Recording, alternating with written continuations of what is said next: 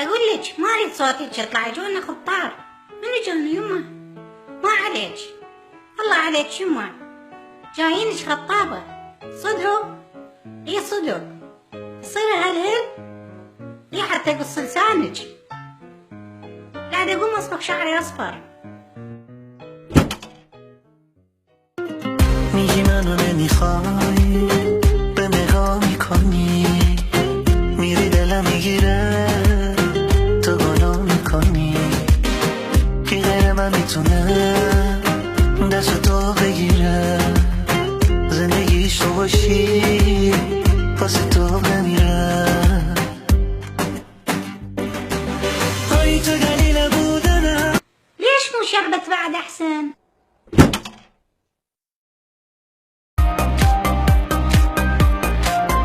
تو درگیر نفس هاتی، تو آغوش یکی دیگه، من هم درگیر این حق داره اشکام بهت میگه.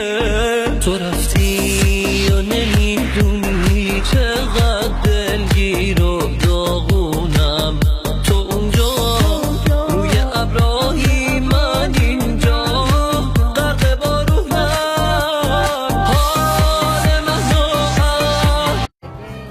اقول لك شو ما تعرفين الطبخين تمن؟ ابن الحلال انت نص الجدر سقت عليه وهسه تقول مو خوش تمن؟ صح اكلت نص الجدر، بس هذا مو معناه خوش تمن. اوه فانت اللح كل شي ما يعجبك. اريدك تصيرين نصه بالتمن، بعدين شنو هذا؟ شنو هو؟ كرشك صاير كأنه كرش حامي جاروبه.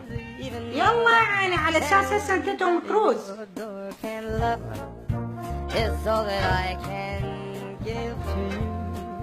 اوف يا يمه والله تعبت. من شنو تعبت بنيتي؟